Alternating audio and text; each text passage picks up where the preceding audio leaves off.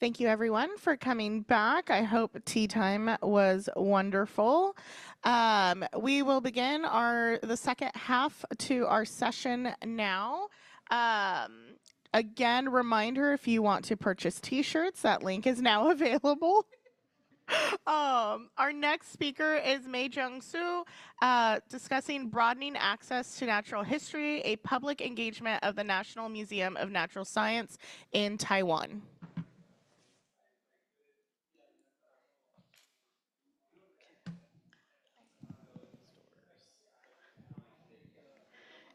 Yeah, good morning, everyone. I am Mei Jung Soo from National Museum of Natural Science.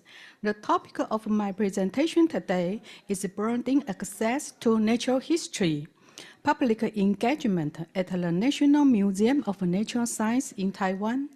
I will share the experiences of unpacking storage series in our museum. This may explain the main role of museum collections to conserve and revitalize as the public guardians and facilitate. Let's start with an overview of our museum. Established in 1986, we are a quite young natural history museum. The main building was completed in 4 phases. In addition, we have 3 affiliates related to earthquakes and birds. Our collection departments including biology, geology, and anthropology, with a total of 11 divisions. Now, let's take a look at our collections. As of June 2024, we have more than 17 million pieces of collections, the largest number of which are insect specimens, followed by plant specimens. These are the long-term results of 37 researchers and several technicians and volunteers related to the collection. What is a museum? The definition of a museum has been established in 1974, and it has a new definition at the 2022 ICOM Prague Conference. The new concepts that emerge from the new definition, such as accessibility, inclusion, diversity, and sustainability, are not actually new and reflect the path the museum world has been moving forward in the past 2 decades. And offering varied experience for education, enjoyment, reflection, and knowledge sharing has always been a very important mission of museum.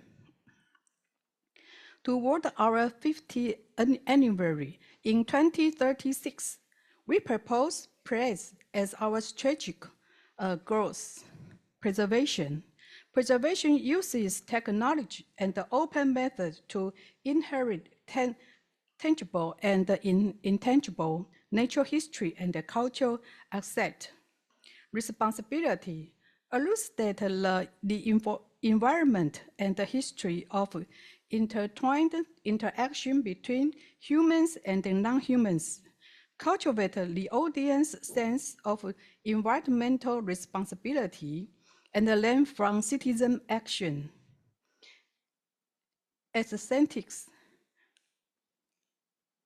Through the exhibition design, inspire the public experience and becomes a place for leisure and entertainment. Innovation, produce new knowledge related to contemporary life and inspire the audience curiosity to explore. Service, based on equality, create a friendly public space that focus on accessible and inclusiveness. Engagement, combining the power of all walks of life and the participation of all people to jointly explore public issues related to nature and culture. We have 21 storages to store these specimens. Since the museum is built in phases, These collections are stored in different storages according to their types and scattered on different floors. In 2023, we have held a series of activities to open the storage. The first one is to unbox the insect and the plant storage and their preparation areas. The second is to unpack the paleontology storage and clean up the cetacean fossils excavated in 2022. And the last unpack is the archaeological storage for the history of the Aborigines in central Taiwan. The things of the unboxing and their reasons are shown above. The number of applicants for the first time is the highest, and the number of applicants for the anthropology unboxing is the most. We believe that if the date of the event is a holiday or summer vacation, more people will apply. Secondly, if people are familiar with the thing or not is also one of the factors that people concerned. No matter how many people apply, we still understand that museums' collections are to conserve and revitalized as the public guardians and facilitate. Every active took 2 hours and 40 people were randomly selected. We charged about $17. Next, I will take you through pictures to review with me. In addition to explaining how to create and preserve collections, we have prepared many rare specimens and famous painting made using specimens.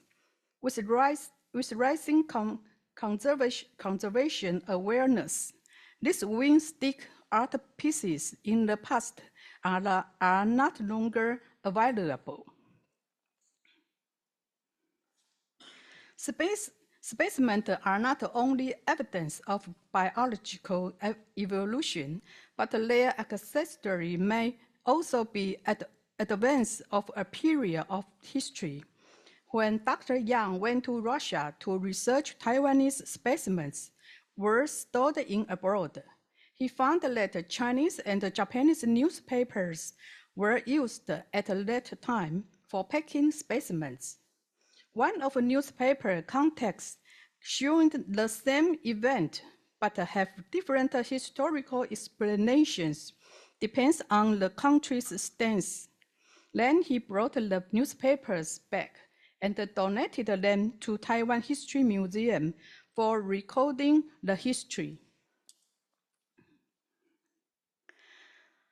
Allowed people to move heavy cabinets without too much effort when unpacking the paleontology storage.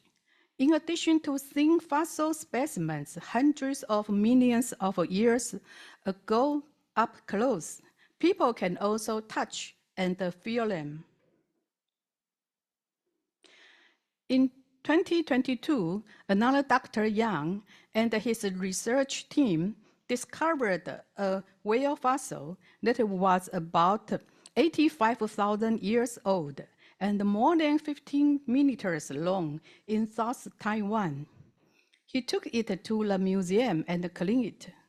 During the unpacking activity, he first played a video of transporting fossils, then explained the process and the current status of the cleaning, and finally allowed people to pretend to be a one-day fossil cleaners and carry out the cleaning with tools in hand. Due to the venue, it was not possible for two people with physical disabilities to clean the fossils by themselves. This was a problem that was not thought before, and we can see from the picture, the left and the right And there are two audiences cannot stand up to do the clean fossil. So from that time, we know we should improve and for next time.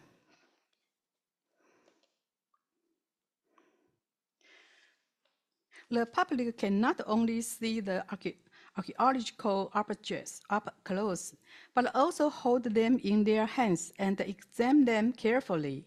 We found that a grandmother and her granddaughter also participated in this event.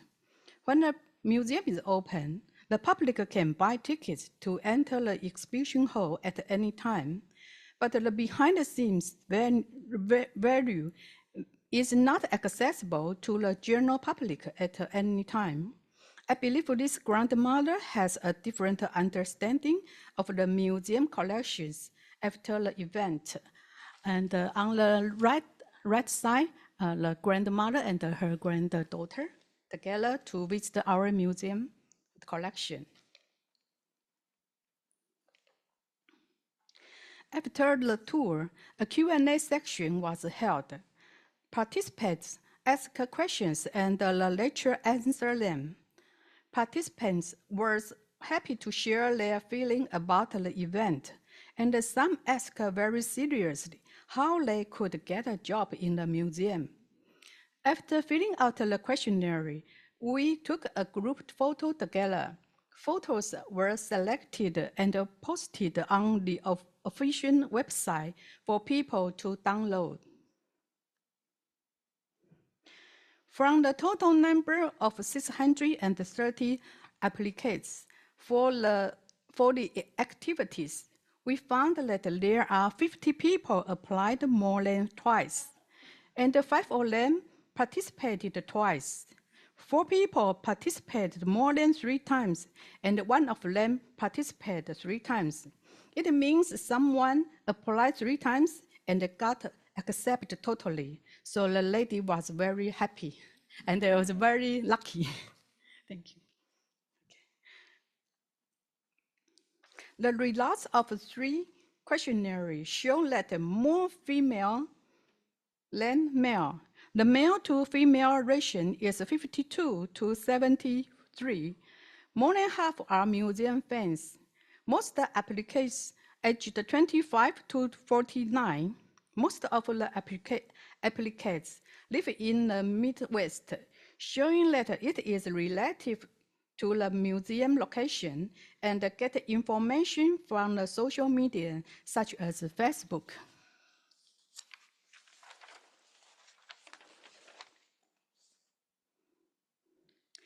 As for the top 3 storages I most want to visit in the future, they are paleontology, birds and mammals, and amphibians and reptiles.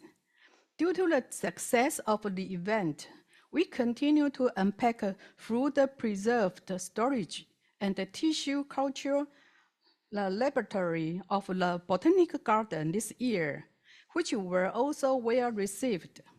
There will also be another unpacking of the anthropology storages by the end of this year. And thank you very much for your attention. Thank you.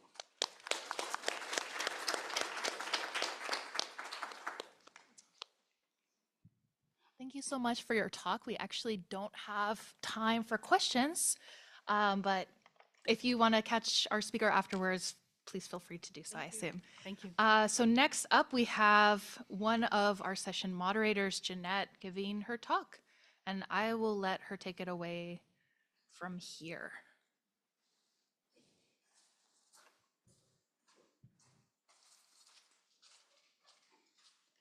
Thank you all for attending.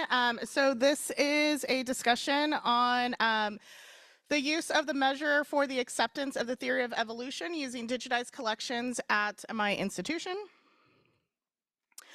So just a little background. In 2012, 50% of the US population did not accept the theory of evolution as a valid theory. And recent surveys by 2020 37% of the US population did not accept that theory. So it has increased in the US by 14%. That 14% more of the population now believes that that evolution is a valid theory. And some of the reasons that they've discussed this is because of more people attending colleges and going to taking science classes. So there's more exposure to the theory, more exposure to evidence that evolution is a valid reason. Obviously, this is still a problem in the US, but hopefully it is changing. In context to my institution, as Emily mentioned in our talk earlier, CSU Stanislaus is a Hispanic serving institution in California's Central Valley. It's a fairly rural community, mainly agriculture. Everything is 2 hours away, but for the people that live in town, most of them don't really go out unless they're going to the Bay Area on the weekends, or they're going hiking in the foothills or up in the mountains. But for the most part, people that grow up there stay there. Point in context, I grew up there, went to college, went to grad school, got hired back. So now I'm back, right? Like, you leave, you might come back, but for the most part, a lot of people in town don't really leave. It's a mainly migrant community that work in the agricultural fields. The people that own these fields, for the most part, align pretty conservatively, right? So it's a very religious area. It's a fairly conservative area. So access to education, access to higher education sometimes is a challenge in our community. So the study group were my students, because what better place to implement some research than to use our students? I work in the biology department at Stan State, and so I applied this study in the upper division evolution class, which is one of the 4 core courses that our majors have to take. So even if they're not planning on becoming biologists, even if they're just planning on going into medicine or dentistry, they have to take evolution. And I get a lot of questions of, why do I care about evolution? I'm going to be a dentist. And I'm like, cool. And they're like, why do I care about evolution? I'm going to be a doctor. And I was like, well, you should learn this in class this year. Right? So like a lot of them still are just like, what is the point of this class for my career? And so I try to make it relevant to them, and they all have to pass this class regardless of which degree type they are doing, BA or a BS. And so this has been piloted since I've been there for the last 3 semesters, both 2 of my semesters and then one of my colleagues' semesters in the fall. And so the goals of the course itself are essentially for our students to understand the importance of how evolution plays a factor in their life towards their career, and mainly for them to be able to communicate evolution to the rest of the community, to their audiences as they move through their careers.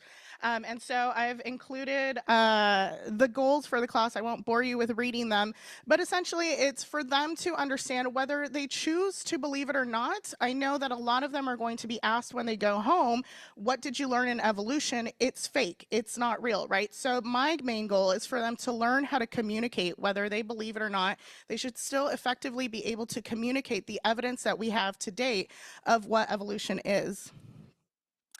And so to do that, I wanted to assess what the understanding of evolution is in my classroom. I know what mine is. I grew up in the area, but I've also have extensive years of education, right? So I wanted to know what my students, how my students were doing, and the figure didn't show up. So mainly, it is lower. I'm wondering if my updated version did not get uploaded. So this should be fun.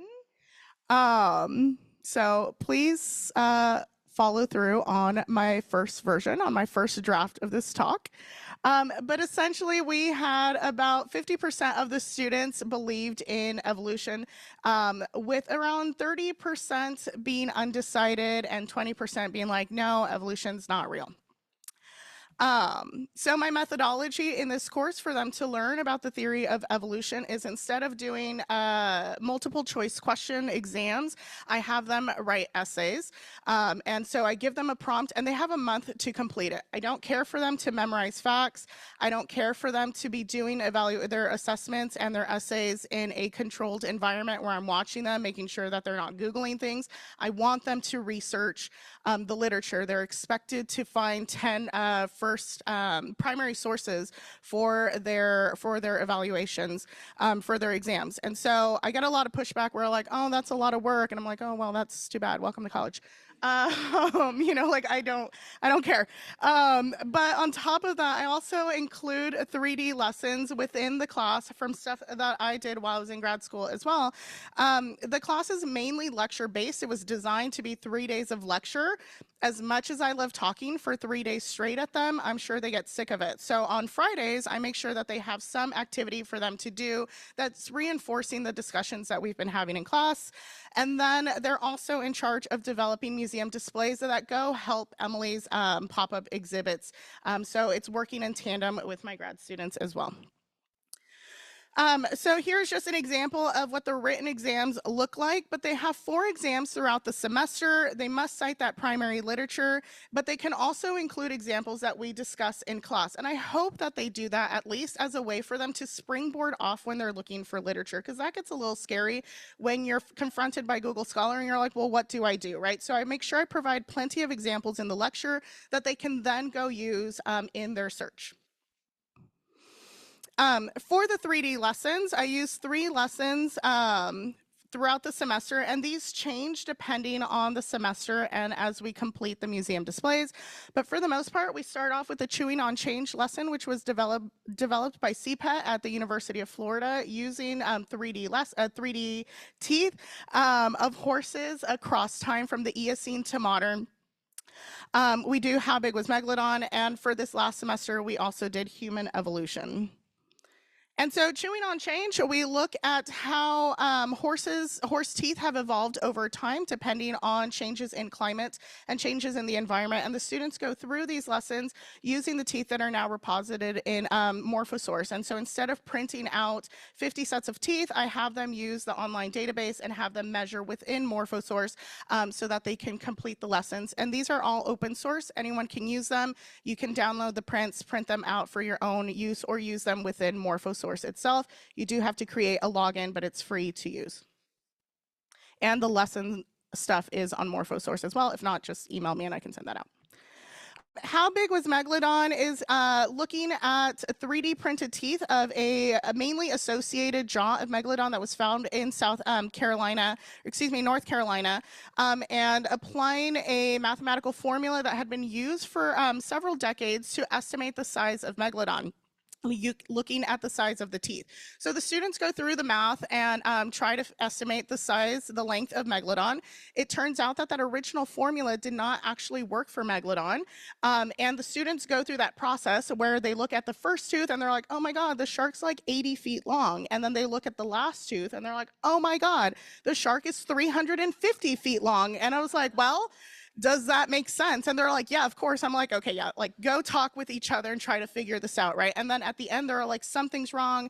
We did the math wrong. We didn't like follow instructions. And they go through the process that as researchers we do to figure out what was going on. And then I tell them, like, well, it turns out the formula didn't work and someone came up with a new formula, yada, yada, yada, right? And they're like, oh my God, you lied to us.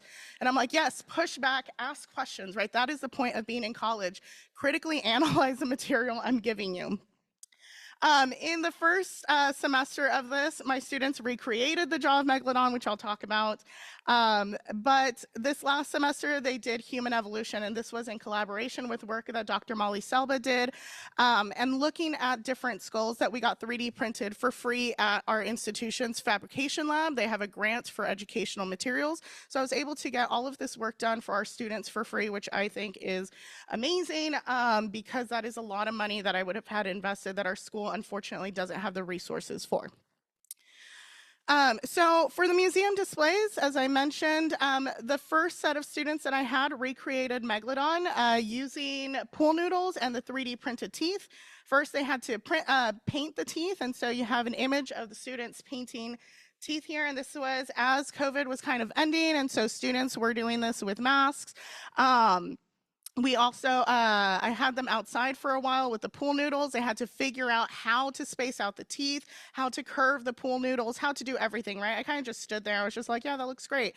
While they worked on figuring it out, gave them sharp tools, which sometimes I have to remind myself they're adults and not children, but I still have to tell them, you know, like, don't chase each other with scalpels.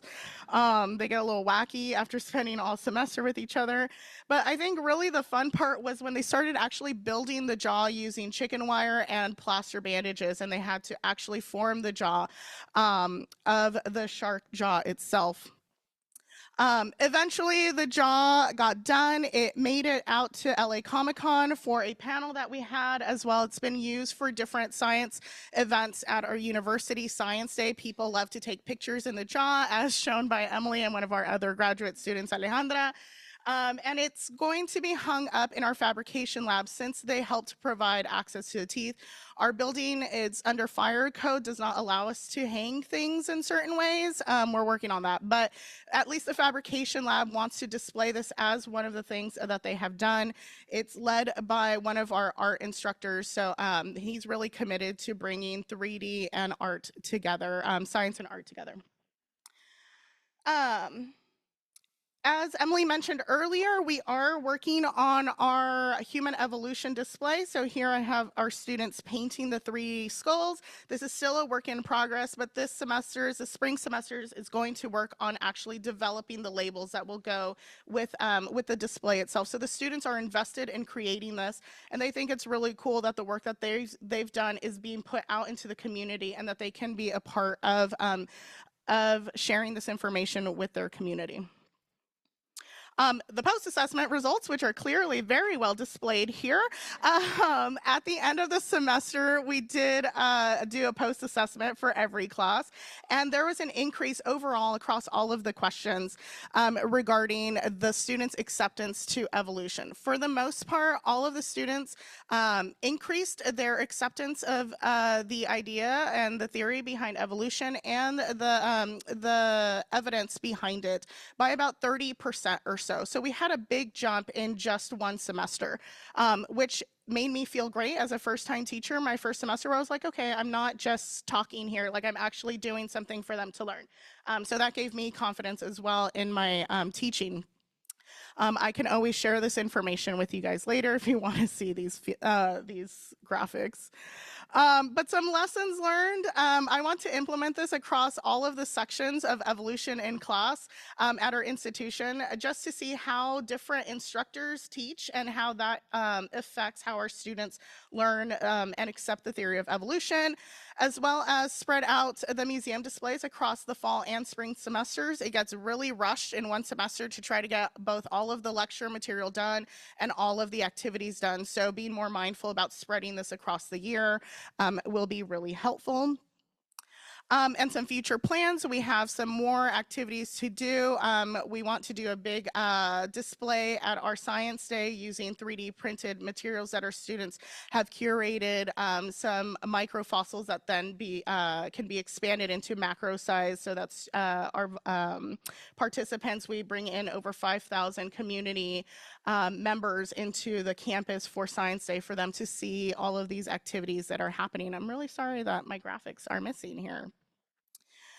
And here is also missing some of the references, so I'm very sorry about that. But if you have any questions, I think my time is up. So feel free to see me after this and we can discuss this, but thank you so much.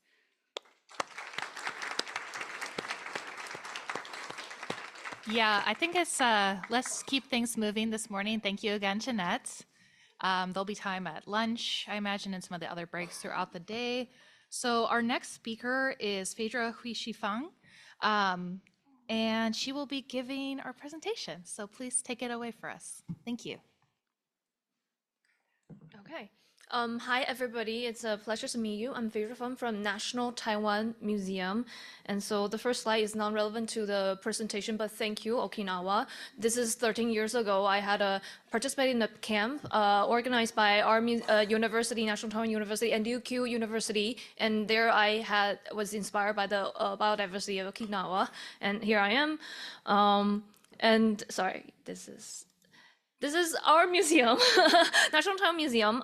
It's the oldest still standing museum in Taiwan, founded during Japanese colonial period as a natural history museum.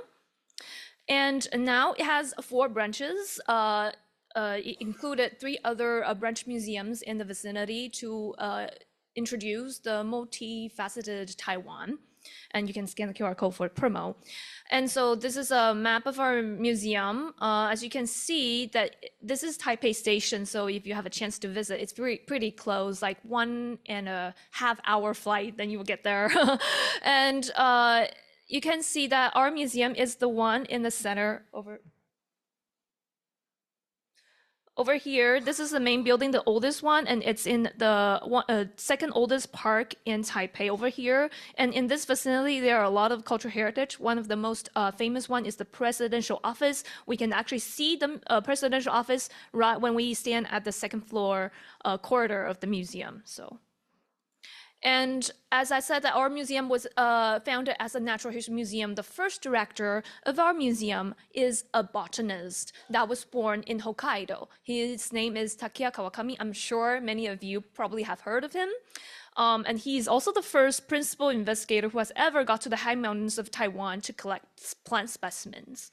So we seem to have a very rich history and collection on natural history, but actually we encounter a lot of challenges. So here's the challenge. There are several challenges. The first is that our museum was actually relocated under the jurisdiction of cultural ministry, even in Japanese period, and now we are under the Ministry of Culture. We are the only natural history museum under the Ministry of Culture. So you can imagine the management, they have no training in natural sciences.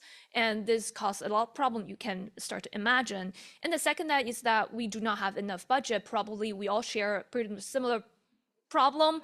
We have a cut on the outreach budget, at least 10% every year. And during COVID, it's 30%. And so, well, you probably can also imagine that. And also we are located in a very downtown area of Taipei City and surrounded by only a small patch of green park. And as I said, we don't have budget, so it's very difficult for our researchers to actually travel to national parks or other fields to conduct their research. So I guess this place around us is a very important asset for us. And so centering on urban issues is not a bad thing. I've translated a book by Professor Rob Dunn called Never Home Alone. And he mentioned this in one of the chapters, he mentioned a very interesting phenomenon called the far-sighted ecologist syndrome. Like, we probably know a lot about endangered species, but a lot fewer about the sparrows that live in our households, right? So this is something, because that also means there are a lot of potential of research and outreach on urban ecology. And Taiwan, same as other parts of the world, has a growing population in the cities. In 1982, we have 50% of a population dwelling in the cities, but now it's over 80%. And so the park around us can be a good asset for us to, conduct our museum practices concerning natural history. But what do people do in the park? So here you can see the pictures. You can the pictures speak for themselves. They're the probably number 1 ranking actions or things that the visitors would do at the park is feeding animals. And the majority of animals they were feeding, number 1 is squirrel, and number 2 is all the kind of birds. I don't have the squirrel picture because I was probably yelling at them, so I didn't get to take the photo. But actually the squirrel has something to eat if you're not feeding them in the park. So this is my observation with my colleagues. They're actually something that they can eat. And so I had this ambition when I first worked at the museum. It's actually also my 10-year anniversary of working at the museum. So, so I thought, we should not just feed animal in the park. You know, the park can also be a source of like ecological tours. And also I was inspired by the concept of the Japanese Hana Zensen, the cherry blossom front. I thought maybe we can create something like that in the park. So targeting on plants. So since when I get in, I had this idea of like promoting urban ecology. And one of the project under this big project, Urban Naturalist Project, is that we collaborate with National Taiwan University Life Science Department, exactly the department I graduated from, to conduct the plant phenology survey in the park. Another incentive for me to do that is that we have a course for the undergrads, a mandatory course that require you to offer services, and usually the services are non-relevant to your academic training. And I thought, why not have these students with biological background to do a biological survey as a kind of training, as a kind of service. So we started since around 2015. And you can see we actually, because we have 4 branches and 2 of the branches are in the green park, so we have 2 survey sites. And for the bigger park, we have, actually there are quite many trees, over 300 trees, and we selected 100 at first and now reduced to 60 as our major targets. And the other park is very small, but managed by our museum. And yeah, and now we have 20 targets. We used to do other events like illustrations, but because the funding doesn't really last, so all these is gone, only the phenology survey stayed. And you can see this is the evolution of this project. We will have another colleague explaining the methodology, but at first it was purely just environmental education. And as I said, I want to create this blossom front, but then with more experts collaborating with us, we try to also finalize the methods and trying to collect natural history data. It's a way for the museum, without lack of funding, to do research in our vicinity. And this year we are trying to improve our data quality, data assessment, and data control. And these are the feedback from our participants. Although a lot of them, we also recruit high school students, but most of them are from biology department or forestry department. And they said, although they had this training, but they never really, utilize or use this training in their real life. And this program offers them this chance. And now when they walk on the street, they will just try to identify the trees on the street and try to identify the phenology status. And we found that, well, it's actually an opportunity, a solid target audience in urban natural history topics would be the high school and undergrads. So actually last year we have a project targeting on young people, the young generation, aged from 16 to 22. It's actually the policy from the Ministry of Culture to encourage young generation participating in cultural events. But I thought, as we are a natural history museum, we use what we can get because this is also without extra funding to do it. So we can incorporate storage opening event and also phenological survey and plus the plant specimen making workshop all together. And we received really positive feedback. So we thought it's really promising to target on high school students and university undergraduate students to talk about this issue, especially focusing on plants. Usually people look at animals. I'm from the Zoology Institute. I like animals, but once you get to know how to identify plants and see the ecology inside the plants, it's quite useful. And so we then switch our target to their teachers. So we started to have collaboration with networks of biology teachers in Taipei and also nationally to organize workshop for the teacher, hoping that they can bring this structure to their class. And this is the feedback from the teachers. They found that it's actually difficult for a lot of high schools in Taiwan I should say, a lot of us teachers in Taiwan, because we mostly live in the cities, to take their students outside the campus to a certain natural park. And so if you can just utilize what you have around on the campus, it's very useful to, here you can see how the making and display of plant specimens allows students to learn beyond the textbook and touch the real stuff. So it's very easy, but we didn't do that, and I think we should start doing that. So for the future work, I hope to ensure the quality of the phenology survey data and produce preliminary analysis. We've been struggling to finalize the methods, and now we have finalized methods, also thanks to iNaturalist. The iNaturalist traditional Chinese version was published at the end of 2017, and we started to utilize that in 2018. But as you know, we have high school students. So when they are doing the survey, they may not be fully accurate. So now we are improving on the data quality by several methods. And the second is that I think we should build and sustain the connection of the museum and high schools to utilize the above result, the result on the first part in the training of the teachers, so that the teachers, they will have more resources. They don't have to really take the students far away, on the campus in the cities. There are just a lot of topics. And the third is that we should solidify the incentives for the museum to continue the urban tree survey. There are a lot of incentives for us to do that. For example, among the natural history museums, we've been talking about Anthropocene. Although it's a controversial term, but for me, it's kind of like a culture term. I use it as a culture term. It raises people's awareness of urban ecology, mainly the environment. We should redefine wilderness because, even in natural parks, there are also consequences by human interference.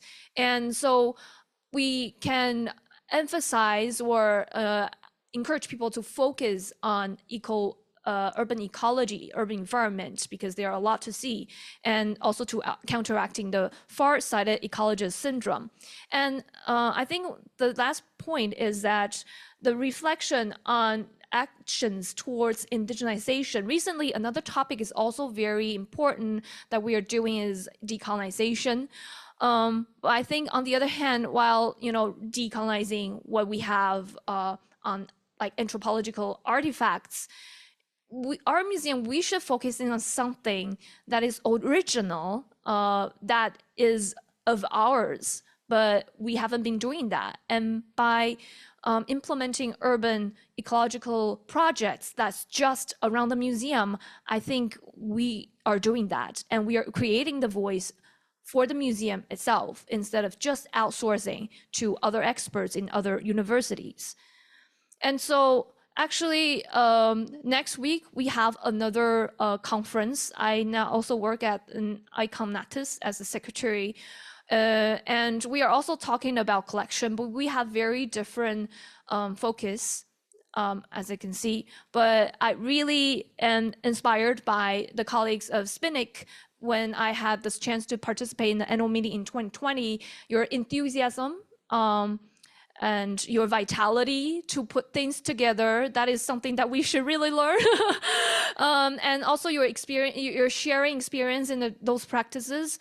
But this year we are also talking about collections, but on a different scope, on a different aim, and hopefully that we will have more discussion, especially this year we have free participation for online participants. So lastly, I thank you for your attention, and also I thank all the colleagues who's been participating in our project. I hope our project can continue. Thank you very much.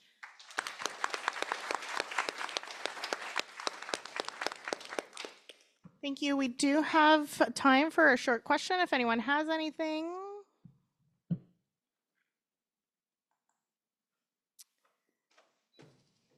Thank you very much. Next up, we have Aaron Johnson. who unfortunately could not join us today. So we do have a 15-minute break before our next talk. So feel free to chat with previous speakers if you would like, take a break, come back in 15 minutes at noon for our next talk.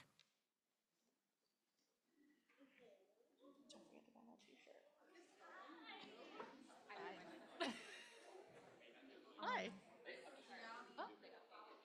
Yeah, of course. I've got nothing to do. Improvise. I got So, 15 minutes. no problem.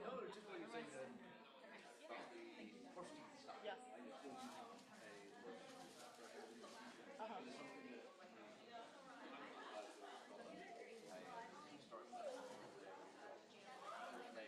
Uh-huh. Yeah. With all the toes? Yeah. Yeah, yeah, yeah.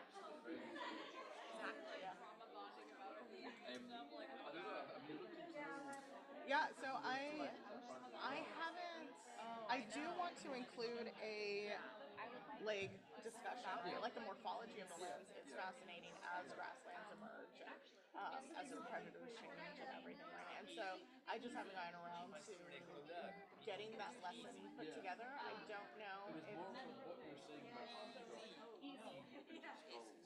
yeah. Yeah. I would love to print out the limbs and have them in class. Yeah. Yeah. Are those already digitized? Do you know? Yeah.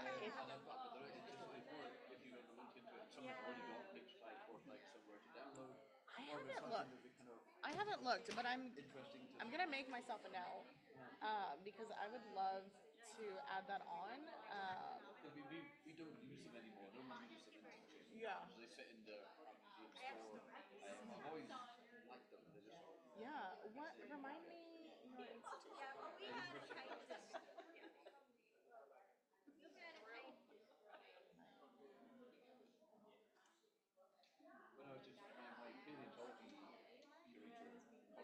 Yeah. Yeah.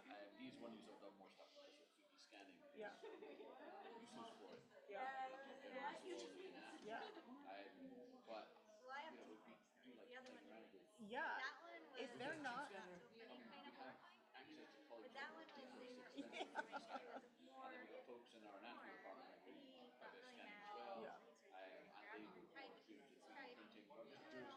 Yeah, if they're not available online, I think that they should be.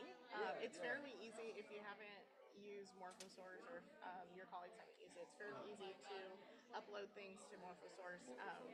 It's an open source databasing for 3D scans, CT scans, and it includes both modern and paleo. And so it's fairly easy to upload. I would say that that's where I prefer repositing 3D data in that capacity. No, so those are from Dr. Molly Selva has created this human evolution teaching website where she's linked everything, including the lessons that she used. And she and I overlapped at the University of Florida. So I was just like, hey, how can we use this? But I think it would be really cool if the limbs aren't already made available to use those in collaboration.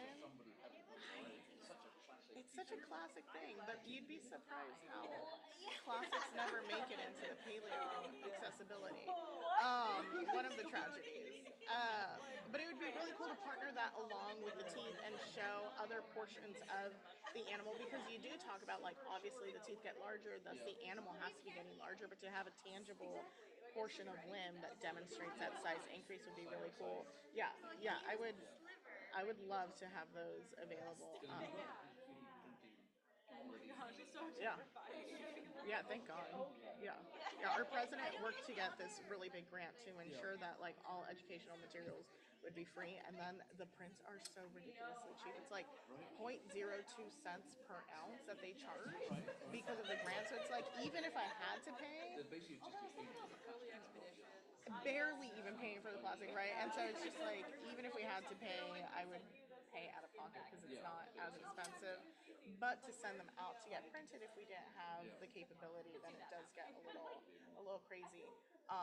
But yeah, that would be really cool. I will look online to see if there's anything for those links, and if not, I'll shoot you an email. Yeah, thank you. Awesome, fantastic. Yeah, I think I uploaded the final version the last day we were allowed to, and so I don't know if maybe I got the timing wrong. I don't know. Whatever, it's fine. I figured it out. Luckily I remembered, right? Thank you. Yeah, yeah.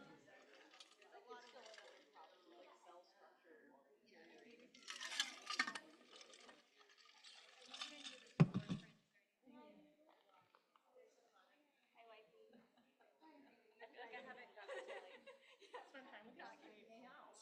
Right?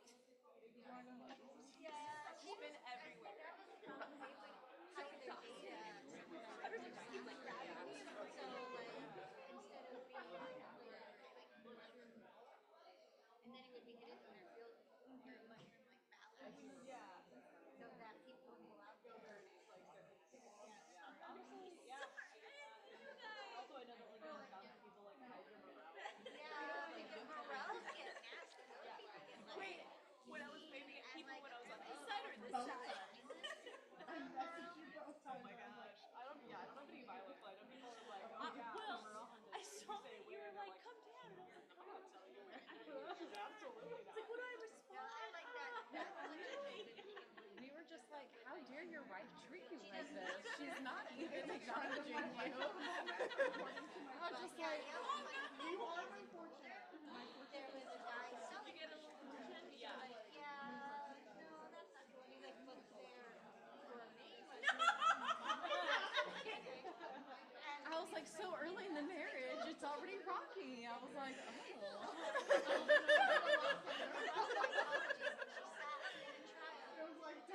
Yes, they actually are.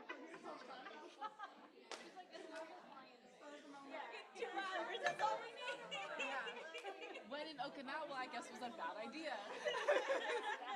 My bad. Yeah, and she got some of the money in Sorry. collection, so it has like I don't even know where we ended up.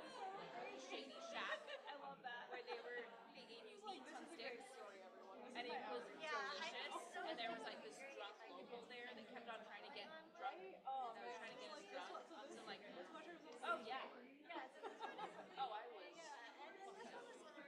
And then we're like, let's go and eat some more. And so we like went and ate some more. And then I was like, let's go jump in the ocean. And we like ran into some people. And then we're like, meet us down after the lobby in 5 minutes. And then we jumped in the ocean. In the ocean until like 1 o'clock last night. I'm tired.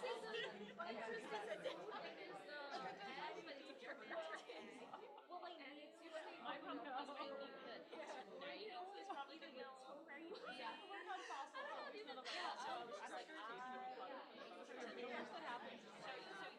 no.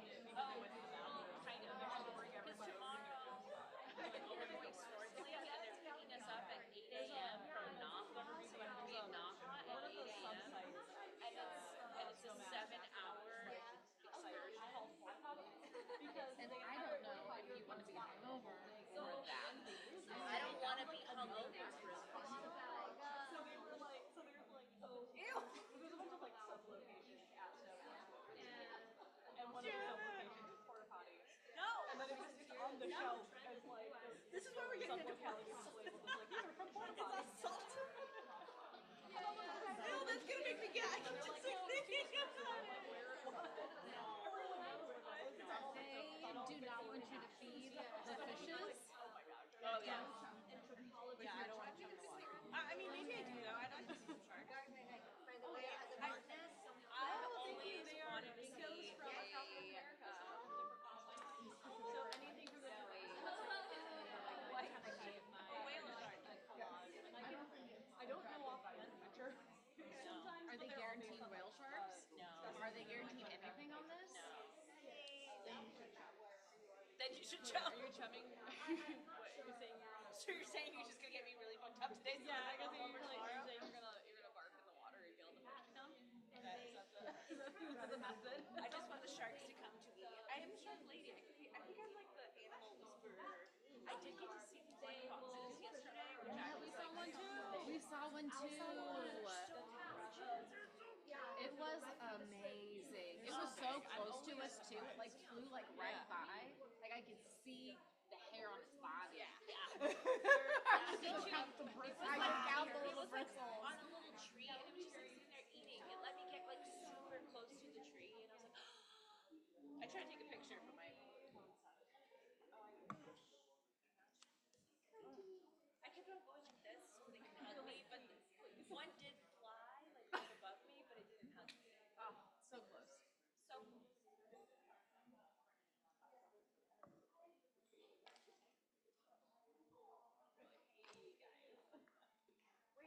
Is Megan still around? I know, but it got really quiet. We have a cool really stick. awkward. Thank you. What if I stand like this? I am an invertebrate person. Thank you. Yeah. I'm probably gonna make some more pairs of them. Oh, you made them? You can buy the pieces of these. Yeah. I want them like in a dangly because I have that little earlobes. You could probably replace that with I a also need dangly. to get this replaced. But I like the hoops. And you kind of dangle. I only wish it were like. Oh yeah, and I like having multiple layers because I have the other ones. Earrings. I'm just. Yeah. I love it. Thank you. They have to be really heavy also. I'm not worried about them. Down. I want another pair that fits. I don't know how. But yeah, just Jeanette. Jeanette across these. No, Just like across the hoops. So Yeah, it's like, yeah. I want it to be like in the line. in the lining of the I've seen that. It's because for my 15th, my mom got me a ring with my name on it.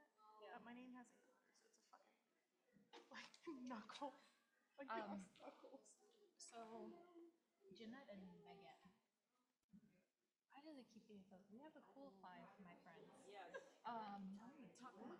So we were gifted this by one of our speakers as a thanks for like working with her. So if you all would like, Dr. Bunch, who just gave the on the last. So Root quail beer, eggs. played. No, that you have it with. quail eggs? Yeah, they're like fermented quail eggs. Oh, quail. I heard whale. Oh my goodness. I didn't even think about the fact that they're like scrape them on out. Sew them back up. We're gonna pound them tonight. It says to drink with them. Also to watch them with TV. Oh, and you can also have them with rice. You don't mind. You can also have them with rice and tofu. We're just gonna get some fermented quail. Not whale. You can have them with rice. and popping quail eggs on the dance floor. What? On the dance floor.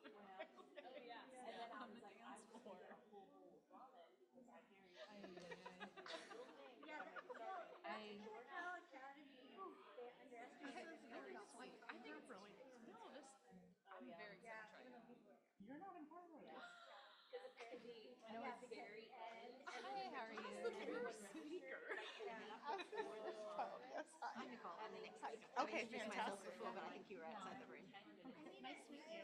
Officially, I think you're on the field trip. Yes. I feel like I've seen you at other Spnhcs. Like your face is familiar, but I don't. I'm mostly a Tdwg person. Maybe that's But Spinach and Dunedin and also Yes. in Edinburgh. Yes, maybe that's.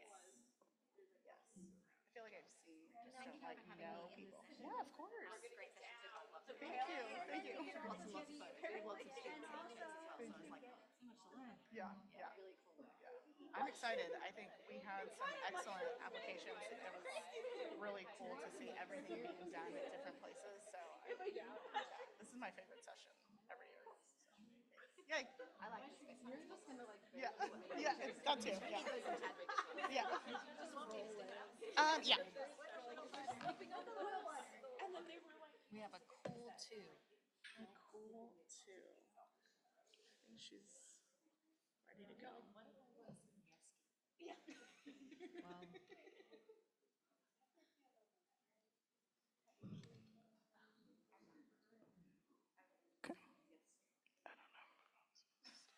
I'm just gonna.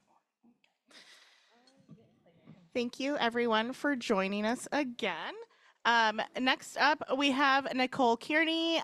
She'll be discussing unlocking the biodiversity heritage of Australia's field naturalists. Hello, everyone. It's really lovely to be here. Thank you very much for everyone who came back to listen to these final talks of this wonderful session. So I'm Nicole Kearney. I'm the manager of the Australian branch of the Biodiversity Heritage Library, and today I'll be speaking about a really exciting new project that we've started this year, working with our regional field naturalist clubs in Australia. So the Global Biodiversity Heritage website represents the foundation of our understanding of biodiversity. This year, this incredible resource surpassed 62 million pages. Now, the majority of those pages were contributed by large, well-resourced institutions, such as our world-renowned natural history museums, herbaria, large universities, and national libraries. It's an impressive list of big names. However, these organisations only contribute their own publications and the contents of their own libraries to BHL. BHL Australia is different. We're a national consortium, nationally funded by the Atlas of Living Australia. We began operation with a single operation, Museums Victoria in Melbourne, but we now digitise and upload material to the Biodiversity Heritage Library website on behalf of 53 organisations across the entire country. These organisations include our large government-funded museums, herbaria, libraries and government agencies, but more than half of the contributing organisations in Australia are small publishers and community organisations. Today, I'm going to focus on the smallest of those, our regional field naturalist clubs, who have all joined BHL this year as part of our special new project. The project is entitled Capturing the History of Victoria's Field Naturalist Clubs. It's funded by a local history grant which came to us from the Public Record Office of Victoria, and these grants aim to preserve, share and record the local history of our home state of Victoria. Now, in preparation for this grant, I wrote to all of our local field naturalist clubs in Victoria asking for their support and cooperation with this project.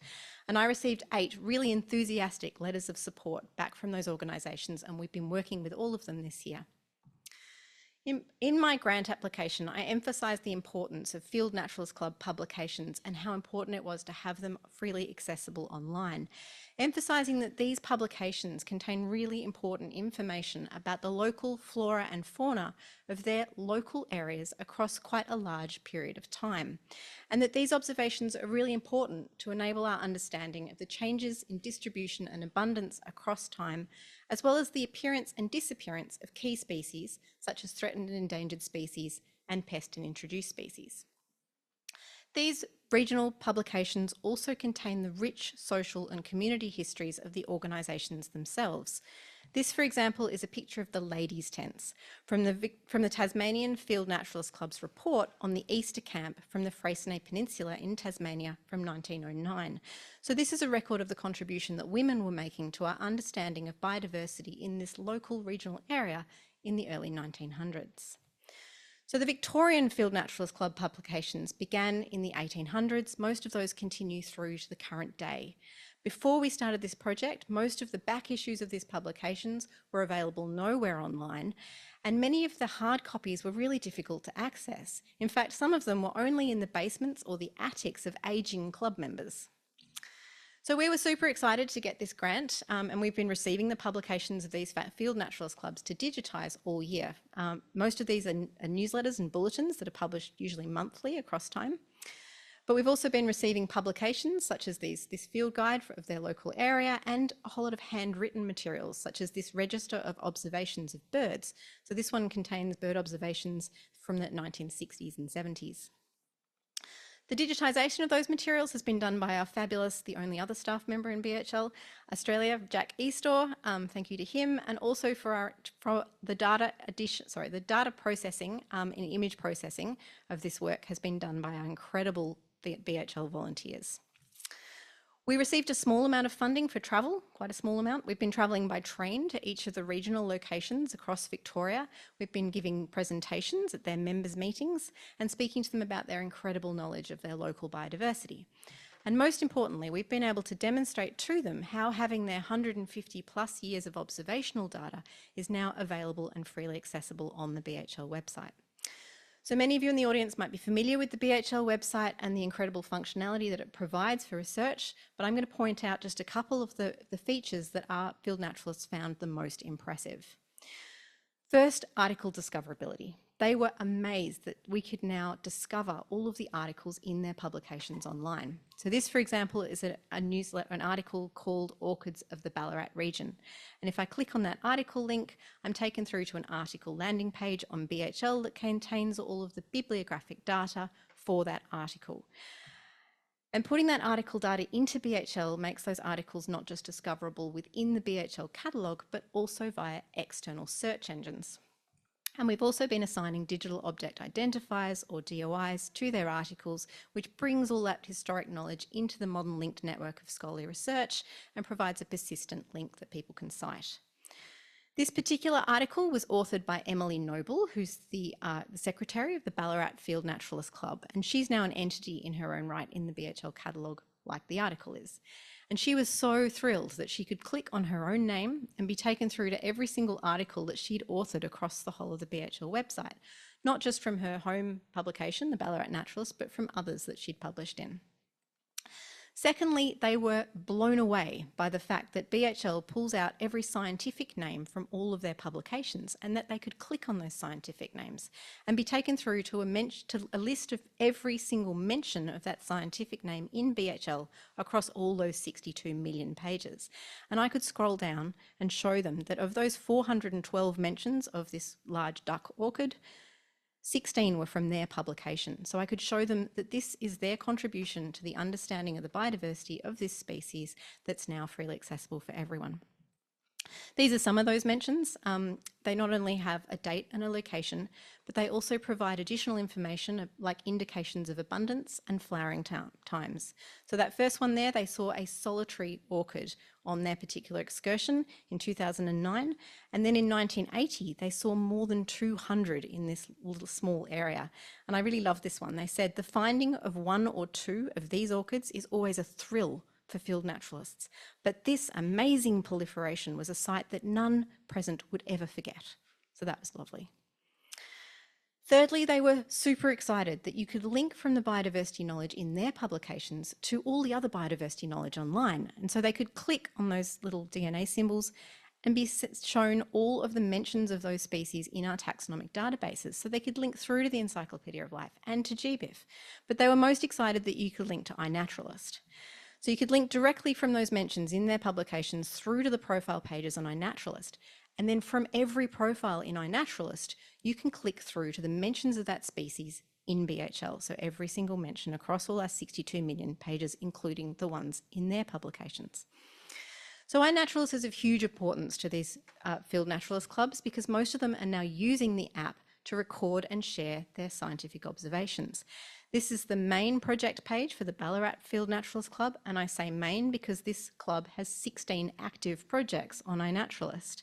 These organisations are also now hosting the BioBlitzes in their local regions, and many of them are also running workshops and training sessions, encouraging their local communities to use iNaturalist and to participate in their local BioBlitz events.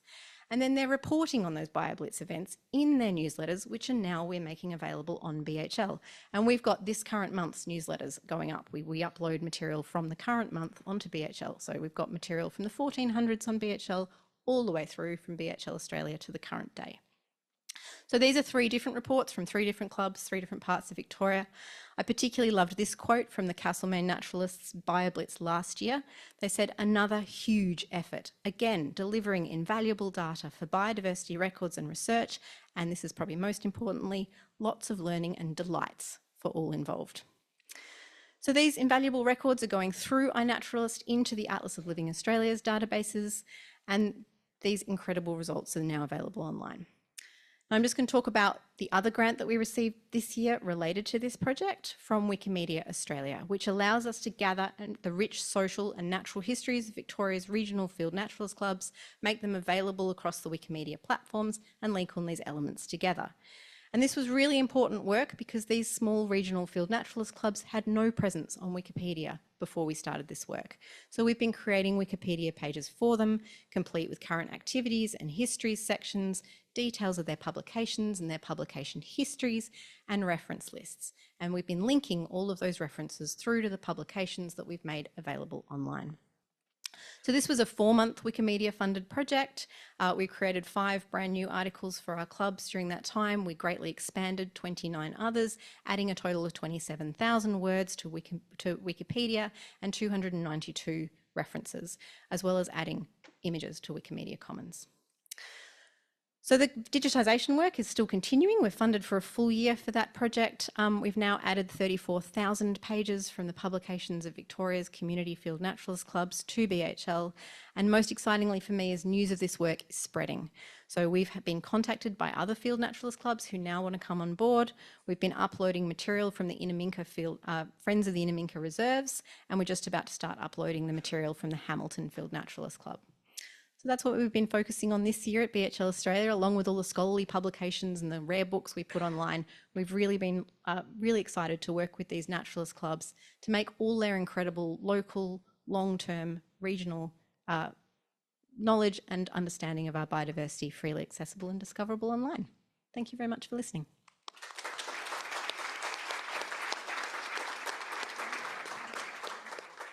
Thank you so much. We do have time for some questions. So if you have any questions, please make your way to the mics.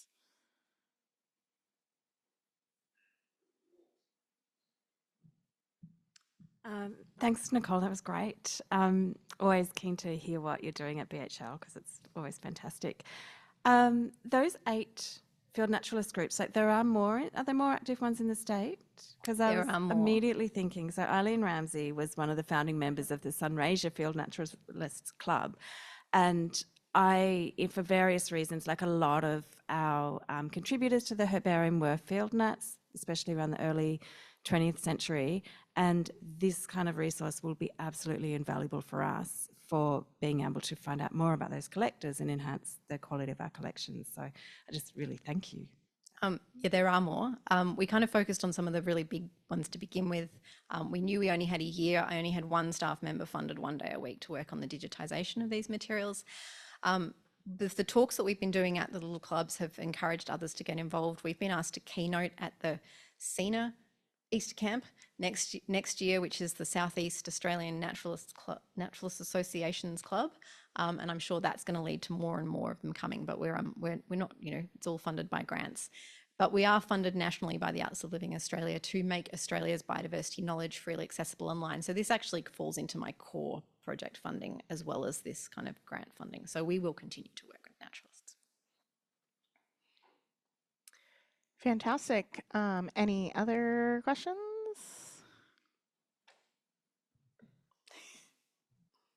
My buddies in the audience, I did not plant the questions.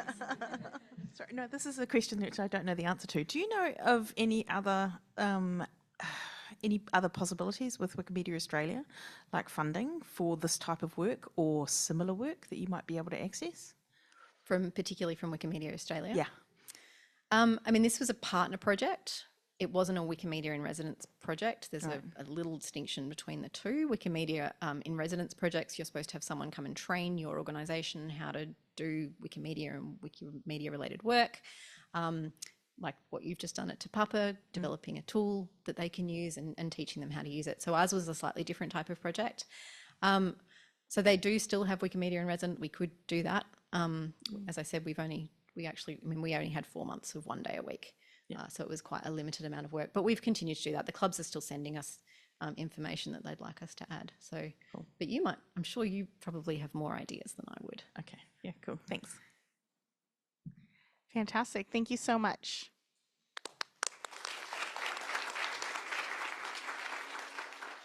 Our next speaker, Leonard Lennick, will be virtual. Speaking on building new opportunities, planning towards integrated, open, and accessible natural history collections. Hello, my name is Lennart Lennock, and I'm the head of collections in Estonian Museum of Natural History. I'd like to share a glimpse into one of the most significant developmental leaps in our museum's 160 years history. We are building a new house and meeting lots of new opportunities. In this presentation, I am focusing on how we are planning to make our collections more integrated, open, and accessible. This is our current museum building, quite small. Some people refer to it as a boutique museum.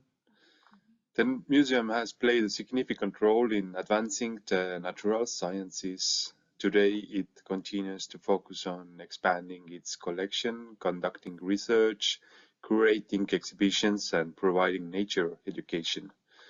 Currently, 95% of the museum's collections are digitized. These are published in GBIF with the original data housed on the Pluto-F and SARV platforms. In total, approximately 360,000 specimens are preserved in the museum storage facilities dating back to 200 years. The museum attracts around 50,000 visitors annually, many of whom are children participating in educational programs and families with children. The museum's collection is centered on Estonia's natural heritage and includes extensive mycological, zoological, and botanical collections,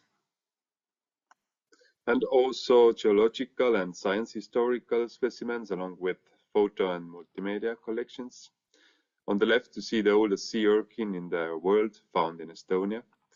On the right is a photo of first time when the museum decided to collect mushrooms for exhibition. The tradition continues, of course, with a few upgrades in style. This year's exhibition marks the 61st time mushrooms have taken center stage, proving that Estonians can't resist a good mushroom hunt. For half of its time, 30 years, we've been dreaming of a new building where we can properly preserve our collections and share them with our visitors. And now we're closer than ever to making that dream a reality. By constructing a new building planned to open in 2027, new opportunities arise.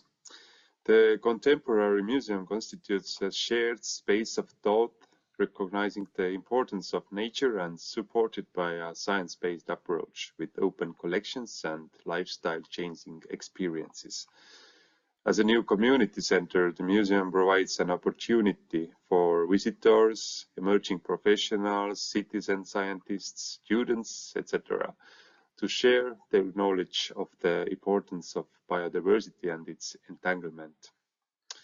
We engage target groups from school children to specialists during the planning process to make a museum that fulfills all needs.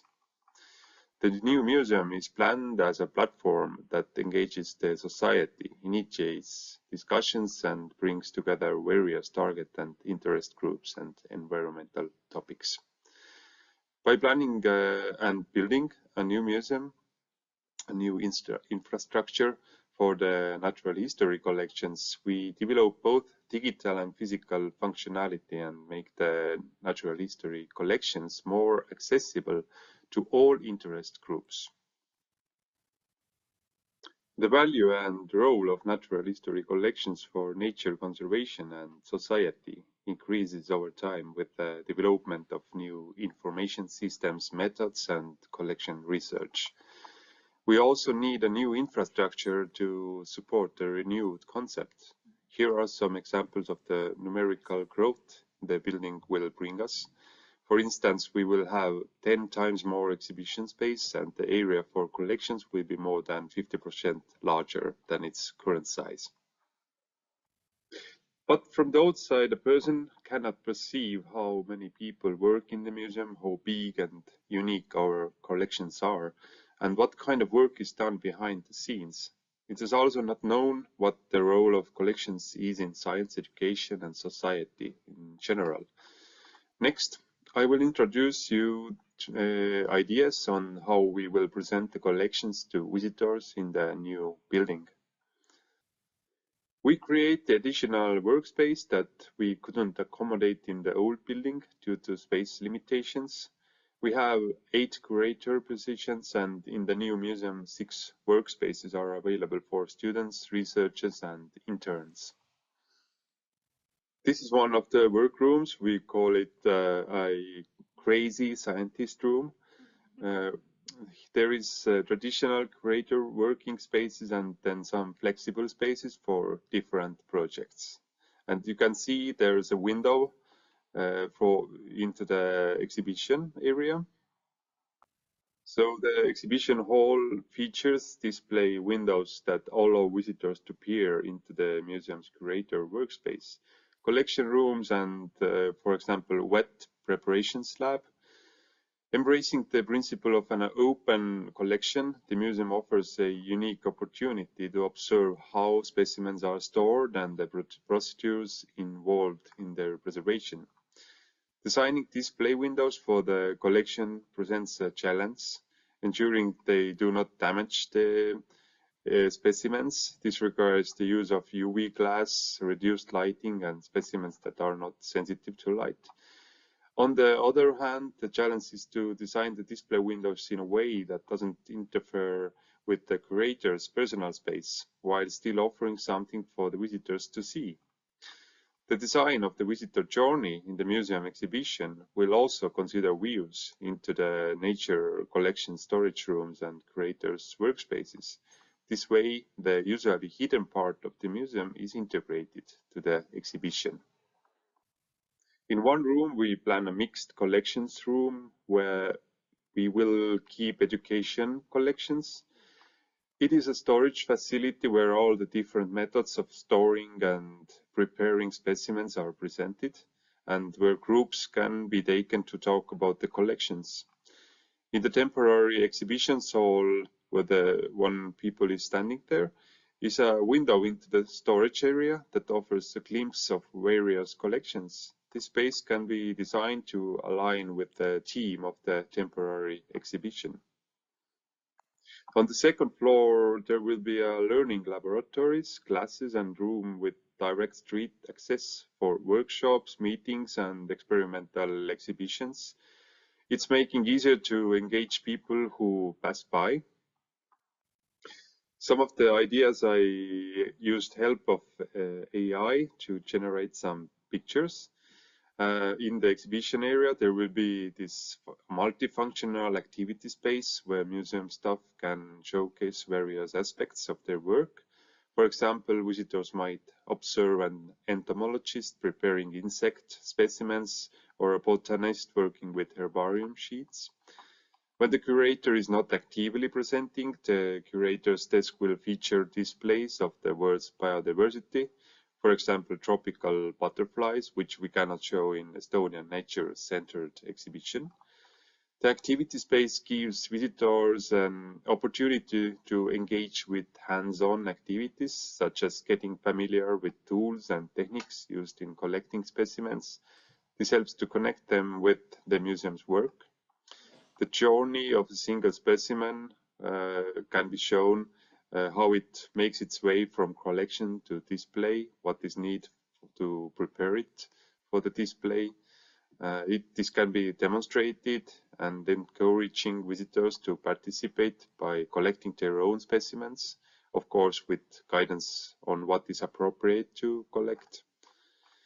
This interactive space offers visitors the chance to step into the roles of botanists, zoologists, or conservators, providing an immersive and enlightening experience. So the future natural scientists might find themselves right there. We also plan to build an digitation lab to get high quality photos, 3D scanner, and some improved digital imaging quality techniques to make our digitalized collection more approachable. A significant part of making collections accessible involves conservation, and it needs a good workshop, but it can be also used for making models, preparing something, and for taxidermy. In new building, we also will have opportunities to open up the collections, to put out some rare specimens into the public space, and also we are some ideas of making geological park. And also the outside park will be experimental. We will try to make some habitats there and see how they get on in city environment. And yeah, that's all. So thank you, and I'm open for the questions.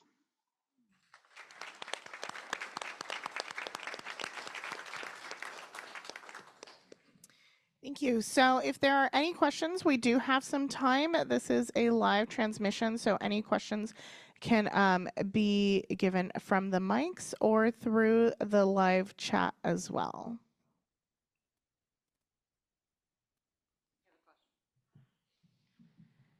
So is the speaker actually online? Oh, okay. So my question was the one room that you're designating for like the teaching and outreach specimens. Do you have any concerns or plans for IPM management when you're having zoological and entomological collections in the same space? So is there any maybe, I don't know, air handling and climate control that you're really focusing on to reduce the need for constant monitoring? Or are you planning to constant monitor in that space? Thank you. Great talk. Thank you. Hello. I'm sorry I cannot start my video. It just worked this morning, but now it's not working. But about the question, yes, we plan. We don't have right now the good IPM, but we plan to make it in the new museum. We do use some of the techniques like this traps for insects and monitoring, but it's not so well regulated right now. But yes, in the new building it will be taught well, and also this room I was talking about. This is yes, the most. It has lots of attention on this one because yeah, it has very different collections inside. Thank you. Thank you so much. Any other questions? All right. Thank you, Lennart, for joining. Oh, actually, we have one more. Okay. Yeah, so thank you so much for offering such an excellent talk. We were really admiring the different models and layouts you did of your proposed plan. Do you mind expanding a little bit more on how you created the design, what that would look like moving forward, etc.? Yeah, actually we have our building. It has 3D model, so we can go and look around inside the rooms and plan how we make our what we can put inside, what are the sizes, the exact sizes we can, so we can prevent anything that will usually come out when you try to put like real things together. So the 3D models help a lot building this house right now. It's a really complex house. And also, yeah, these last pictures, I used AI to just visualize my ideas. So these were, of course, something that probably will not come to life, but something similar to that will be there. And also the first pictures, these were visualizations by architects that were making this winning work of this house. So it had so very many works. It was this kind of how to say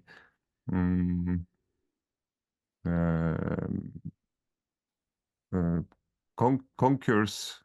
So there were many works, and this one was selected because it connects different buildings, and the museum is in the center of these 3 buildings. Thank you. Great, thank you so much.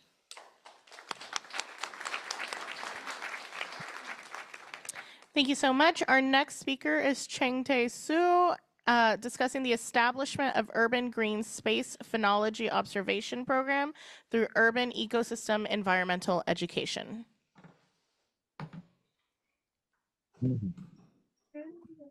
kogu aeg ei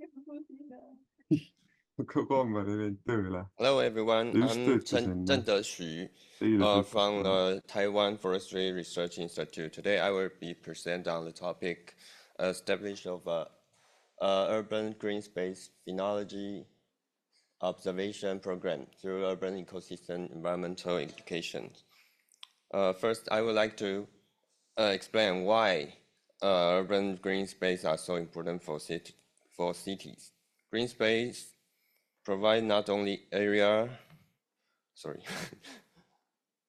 for recreation, but a crucial part of the urban ecosystem. They regulate temperature, improve air quality, and support diversity. In this context, phenology observation is vital as it tracks plant and animal response to seasonal change, helping us understand how environment change affect ecosystem. So we choose to conduct phenology observations in this green space because they are the core of the urban ecosystem and actually also reaching biodiversity. Though the urban environment seems stable, subtle change often go unnoticed to reveal the dynamics of the ecosystem. Phenological observations help us capture this change and understand how the city evolved over time. This process deciphers the relationship between the city and nature, offering insights crucial for sustainable urban development. So we can notice the things from this student's poem. We can see that phenological observations are everywhere. Yeah, I like poems. But where is the phenological observation data? Through this program, we aim to emphasize our effort in establishing a survey process tailored for local community, allowing us to quickly generate observation data that meets fair standards. In doing so, we hope to not only better collect and integrate data, but also enhance its usability and openness. So to establish a phenological survey, we formed a team to bring this idea to life. So we try to make things happen and tried very hard. And there's many trials and errors. Yeah. So this project was carried out in 2 parks located in Taipei, Taiwan. In 2014, we initiated the conceptual development by incorporating university students survives a learning course into this project and conduct the following survey. However, in the early stage, we included too many surveys beyond phenology, such as tree diameter measurements and animal surveys, and the tree species we observed were quite diverse. So we modified it. In 2017, we narrowed down the species for the survey, selecting those whose phenological phenomena were easier to observe, and increased the number of samples for each species to 3 individuals. And in 2018, we transitioned the survey's paper-based record to an online version in iNaturalist. In 2023, we revised the recording method for the phenological stage, replacing subjective qualitative record with quantifiable data. So here is the workflow of our survey project. First, we conduct training and introduce the use of the iNaturalist platform, following by a quiz and practice survey. After that, the student proceed with recording phenological observations by themselves. The data can be immediately applied to other research areas, such as pest and disease monitoring. So let's start with the basics. The first instructional content will briefly cover the basic botaning and phenology, focusing on the definition of phenological trait, phenophase, and the methods for quantifying this trait.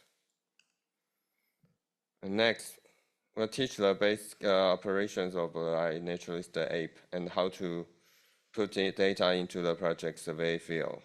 And there's a locality, tree number, and phenological trait like flower amount, flower ratio, and the fruit amount, the fruit ratio, and also leaf. Online folder effectively reduce the time need for data digitization and minimize the input error. Yeah, and then we have students take a short quiz to ensure they understand what we are talking about, understand the quantification standards, and help which helps maintain the survey quality. After that, the students, next up, we go to the part for field practice, starting with finding tree using a tree map, and then induce basic information about tree species and then describe their phenological state. After that, the students participating in the project will take turn and record phenological observation on a weekly basis. Let's look at the data flow. After downloading the phenological observation data from the iNaturalist project, the phenological trait field are standardized using PPO terms, while other fields such as data and vernacular name are handling with Darwin code terms. Vernacular names are converted to scientific name using tycode. And this step, the structural data is ready for further analysis and visualization. We'll here some examples, some statistics and visualizations, such as the total tree survey, the number of survey per tree, flowering or fruit period. So there's a question from our team. Since the project began, our team want to know how many participants, after being involved in the project for several years, continue to use iNaturalist and contribute diversity data, as shown in the chart. You can see students continue to observe and record with iNaturalist even after participating in the program.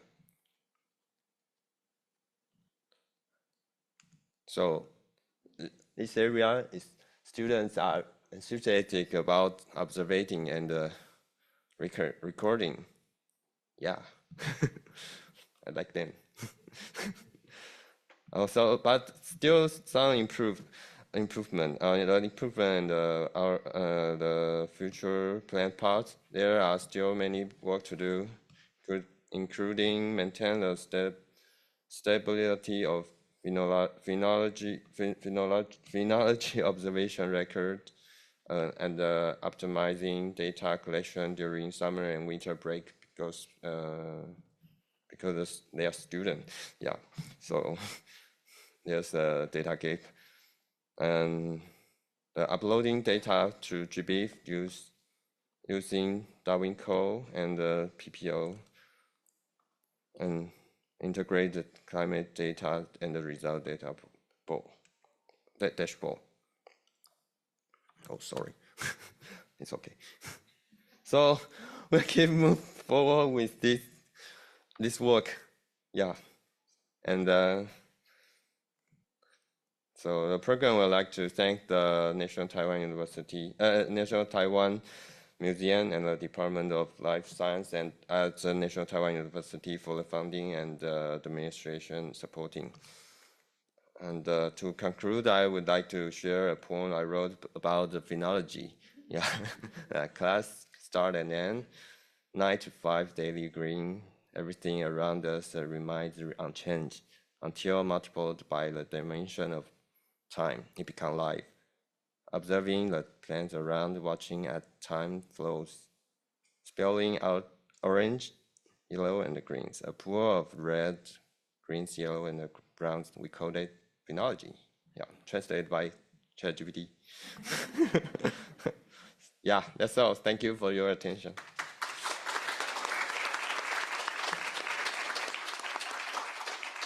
Thank you so much. We do have a couple minutes for questions. So if anyone would like to make their way to the mics or in the chat.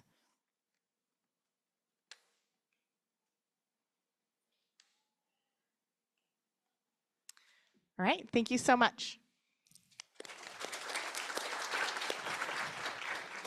Our final speaker for the session, Kay Samantha Orellana, will be discussing the interactive checklist to increase access to urban biodiversity information in Guatemala, and this will be done through Zoom. So thank you for setting that up. Hello, everyone. Thank you for having me here today. My name is Samantha Orellana. I am a PhD candidate at Arizona State University and the International Community Coordinator for the Symbiotic Support Hub. Today, I have the privilege of presenting about our project on interactive checklists to increase access to urban biodiversity information in collaboration with a team from the Guatemalan Conservation Data Center, led by the first author, Dr. Fernando Castillo. Guatemala, also my home country, is located in Central America, and its capital, Guatemala City, is one of the most populated cities in the region. Surprisingly, over 40% of Guatemala City is still covered with green spaces, mainly comprised of ravines surrounding the metropolitan area. These protected spaces, known as the Green Urban Belt, however, are vulnerable to accelerated urban growth, which often results in environmental degradation and even local species extinctions. The Conservation Data Center, as part of the National University in Guatemala, conducts biodiversity research countrywide to promote its conservation. So back in 2023, this team started the Urban Biodiversity Project with a series of surveys to evaluate the conservation status of local species and to increase the knowledge on urban biodiversity. 6 localities in the Green Urban Belt were sampled in collaboration with municipal authorities and the International Union for the Conservation of Nature. With all the new biodiversity records obtained during the project, the team was in search of an efficient way to process and manage the data. And this is really where I come into play and what this talk is going to be focused on from now on. So a publication specifically about the project is coming out soon for you to learn more details about the research and the actual outcomes of the surveys.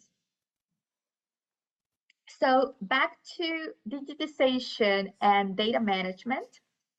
Since 2020, I have been in charge of a customized Symbiotic portal, the Guatemala Biodiversity Portal, or Guatemala Portal for short, designed specifically for local biodiversity collections and projects. More than 40 virtual profiles are currently active in the portal, contributing over 50,000 original records and images. At the same time, the portal works as a GBIF installation, a mid-size aggregator, and has a wide variety of interactive tools available in English and Spanish. A full presentation about the Guatemala Biodiversity Portal is going to be part of Symposium 30 if you want to learn more about this. At the beginning of 2024, we started meeting online with the Conservation Data Center team to discuss using the Guatemala portal to manage the data obtained during their project. A big motivation was that specimens collected during the project were already being digitized in the existing virtual profiles for the collections in Guatemala, making the records instantly available and mobilized directly to GBIF. With all this information already available online, the Conservation Data Center requested something similar for the observation records of individuals that were not collected during the surveys. So 2 new online management profiles were created to digitize fauna and flora observations.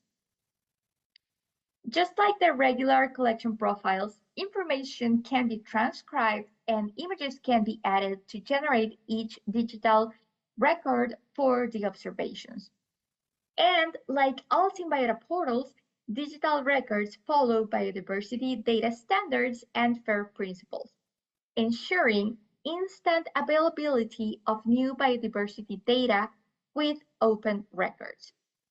In fact, this record on the screen was published in May by Daniel Tenes, Ana Lucia Grajeda, and Claudia Burgos, 3 of the co-authors of this talk, as an important range expansion for this species. So having the record available in the portal is very important to increase access.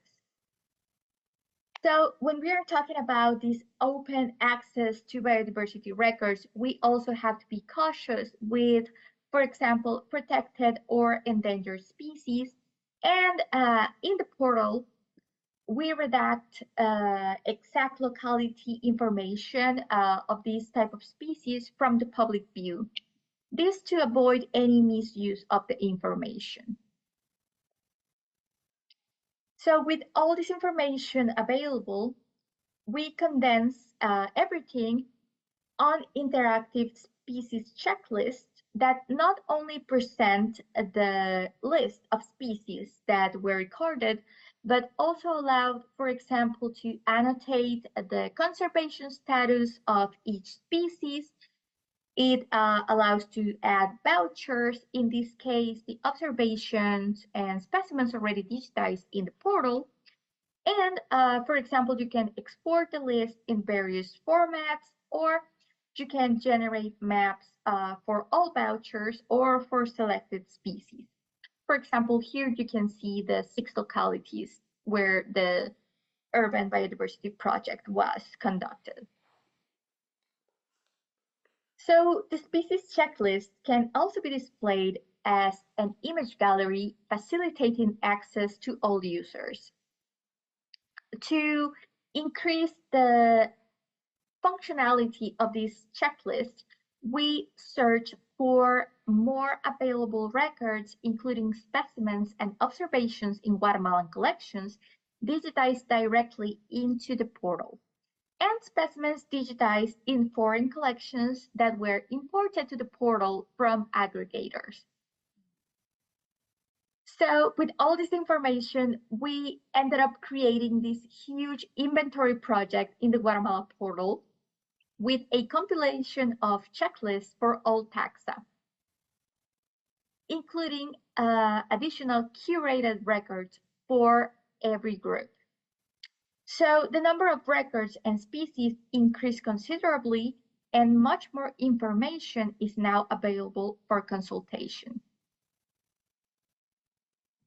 Additional records were very valuable, not just in number, but they allow to include key species previously recorded in the city, but not found during the survey. For example, this endemic snake reported by Renato Morales, one of the co-authors of this talk, a few years ago. So the record was digitized in the portal for that publication, and the information on the species page was already included about the conservation status of the species. So we, additional to the occurrence records, we try to add this type of information to each species pages to increase the information available. So at this point, all specimens and observations recorded during the Urban Biodiversity Project are available in the Guatemala portal, but we are constantly adding information, images, and annotations to improve the checklist. So with this, we encourage and welcome researchers in Guatemala to join our efforts in recording the biodiversity of these and other regions in the country. And we also motivate researchers all around the world to keep supporting collections with their projects and also promoting and enabling digitization to facilitate access to biodiversity data to wider audiences. Finally, we want to thank the conference and symposium organizers for the opportunity to present our talk. And we want to acknowledge local authorities and IUCN for the support in completing the fieldwork. We thank all the collections and researchers for making their data fair and easy to use. Here is my contact information. Thank you very much for your attention, and I'll be taking any questions you may have.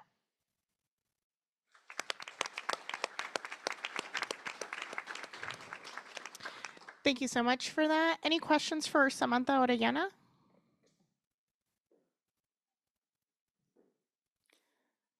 You're more than welcome to put them in the chat if you're online or make your way to the mic.